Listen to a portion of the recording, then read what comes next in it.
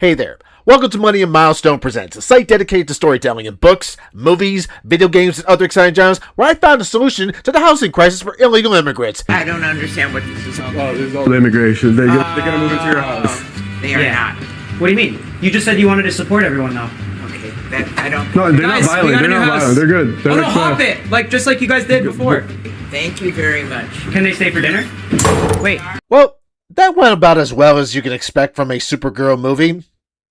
Sorry, I had to get that little nod in there. But here we are with another movie we're going to be checking out today. And I gotta admit to you, I'm a little mixed on how to approach this one because I saw recommendations for Citizen Vigilante, and it seemed interesting enough that I warranted my interests. So I checked it out, and I gotta tell you, this is a mixed bag of what in the world am I going to say about this movie. Because on one hand, this is a site dedicated to storytelling in movies. I got a lot of issues with that aspect of the movie. However, the one thing I do need to talk about is the messaging in this, and that saves this film, and we're going to get into it right now. Citizen Vigilante is an action thriller film directed by Uwe Ball. It follows a wealthy American businessman, Saunders, played by Armie Hammer, who is living abroad in Croatia and becomes a brutal vigilante targeting violent criminals, rapists, corrupt judges, and his violent campaign gains significant online media attention, making him a wanted criminal and an unlikely public hero. He is pursued by Interpol Regional Chief Henry, played by Costas Mandalore, in a dangerous game of predator and prey. Along the way, as Saunders purges the filth of criminal violence, you are thrusted into the deep dark sides of both the corrupt and those seeking justice for the innocent. Now, as I mentioned, there are some glaring issues with the story aspect of this, and I want to get into that right now because I want to get on to something a little slightly different for what I want to focus on in this. So first and foremost, the opening for this movie is very, very bland and not something that I was expecting for a movie that really touches on a very, very crucial theme. For instance, it starts with what I would refer to as a trailer within a movie. But in a twist that has captured the imagination of the public, hope doesn't rest in the hands of government officials or law enforcement. Instead, it lies with an enigmatic figure, the vigilante citizen who's delivering a brand of justice that some believe the authorities have failed to provide. In other words, it gives you a very large exposition dump that I really don't care for. I don't want to see news reports. I don't want people telling me who Citizen Vigilante is. I want you to tell me by showing me who he is, which unfortunately that means doing the classic show don't tell. I know that sometimes this could be a little tricky doing this in certain stories and movies or any type of medium, but my preference is that if you're going to do an introduction to a new character, show a little bit more of the character instead of just simply telling me who he is. If you want a good example for that, look no further than Blade, starring Wesley Snipes. It's a classic show don't tell example. It throws you right into the chaotic blood rave in a secret vampire club. We see Wesley Snipes as Blade, clad in black leather, immediately and officially taking down the vampires with incredible skill. There's no lengthy exposition. His calm demeanor, lethal combat style, and clear objective are all demonstrated through action, establishing him as the Daywalker instantly. And that's basically what I'm trying to say with the use of this character, Citizen Vigilante, or Saunders in this case. All you needed to do was create a chaotic situation where criminals were doing something violent. He shows up and does what he does. You already hooked me in. Now, that being said, I did wanted to mention that at the beginning of this movie, you're given at least an understanding of why he's doing what he's doing. There is a scene where you see a criminal doing something very horrible to an innocent person. And at least that was good. I wished that they had used that scene to right away have Citizen Vigilante come in and do what he was going to do right there and then. The other part of the problem I had with the movie was the story structure. It tended to jump in places I wasn't expecting, and it was a little bit jarring for me at times. So that was the other problem that I kept running into with this. I kind of prefer when you kind of know from one thing, the show don't tell aspect I mentioned at the introduction, but in other aspects, you kind of go into one story bit at a time.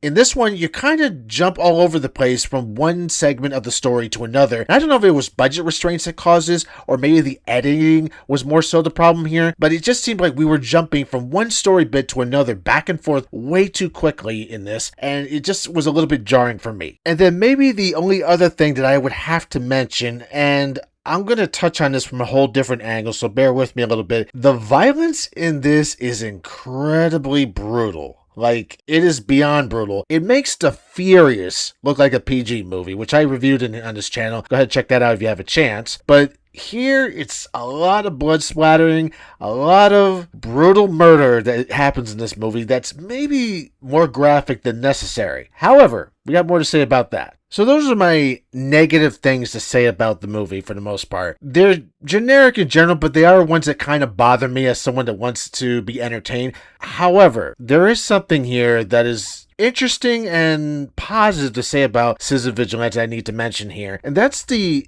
overall messaging and theme of this movie. I'm here to help you take that control back. I'm here to show you that you are no longer the victims. I'm here to show you that I do this for you until you learn to do it for yourself.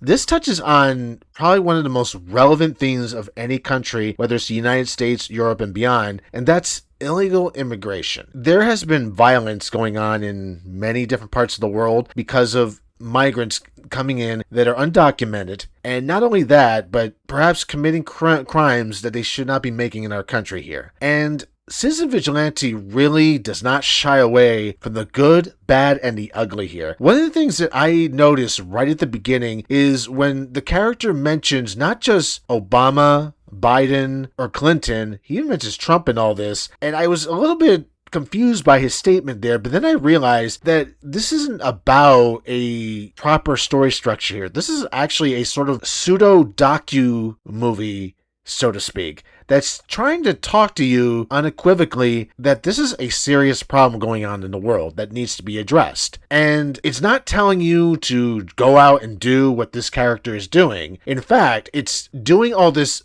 jarring, senseless, violent spectacle to basically draw attention to the matter, to basically acknowledge there's a problem and it needs to be addressed. Armie Hammer's performance in this isn't anything Oscar-worthy, I'll say, but it does call upon the sort of numb feeling that a lot of people feel towards the problems that we're having in this world. And it's a movie that is uncomfortable. It really throws at you the very real problems that are going on when it comes to illegal immigrants committing crimes in foreign countries and getting away with it. Even goes on to say, Armie's character, that I will continue to do this until you can do it yourself. Now, the reason I'm bringing attention to this movie even more so is that this has actually gained a lot of criticism, and not just from critics that are downing this movie for its brutal violence and all that, and especially against, it's illegal immigrants, but at least in their own terms, they're saying this is against Muslims, this is against different races. And even in Belgium, they have banned this movie where Yue is from. He's from Belgium, and his movie is banned there. And the last time I seen something like this happen, and I think there are better examples of it, but at least one that comes to mind that this reminds me of The Passion of the Christ. Hollywood was not for this movie. I think, if I remember correctly, anybody can correct me in the comments, several different movie studios refused to let Mel Gibson produce this movie. And I forget which one eventually allowed him to do it, but he really had to go through a lot of hurdles to get that movie going. And this kind of feels like that in this case. There are probably other movies that have also faced this kind of opposition before, but this is one that really comes up as a good example. Now, before you start getting ready to get on your keyboards and start typing hate comments to me, which fine if you do, I want to be very clear. My reason for wanting to draw attention to this movie isn't about what this movie's calling you to do. It's more about what Hollywood is not allowing to come out and talk about in terms of themes. Supposedly, Hollywood is about the arts, about expression, and especially freedom of expression. But we're not getting that. And that's part of the problem in storytelling nowadays. It's restricted to certain ideologies that won't acknowledge other issues that are much bigger in scope than the ones that Hollywood wants you to pay attention to. They want you to pay attention to identity politics. They want you to pay attention to toxic positivity or acceptance and all that. Meanwhile, there are violent criminals either in our country that have come into this country or in some other part of the world doing things that are not supposed to be done here. And at least this director has the balls, so to speak, to go out and speak about a thing that's very uncomfortable, that's difficult to talk about, and do it in a way that says, what are you going to do about it? You know this is happening. What are you going to do? And for me, that's what saved Citizen Vigilante. For that reason, I'm going to give it an excellent score, maybe in an 80% range. I still think the story bogs it down quite a bit, but it does deserve to be noted that its messaging, its very, very uncomfortable graphic messaging, is what saves this film, because it's talking about a very serious subject that I think needs to be acknowledged. And I hope that more creators, more filmmakers, and more writers take this as an example to try and tackle themes that are much more controversial and need to be talked about. But hey, maybe you guys feel different about this film. Whatever way you feel about it, I'd like to hear about it in the comments. Like, share, and subscribe, and you best better believe. Oh, and as you might have guessed, yes, there's a plug. Here it is right now.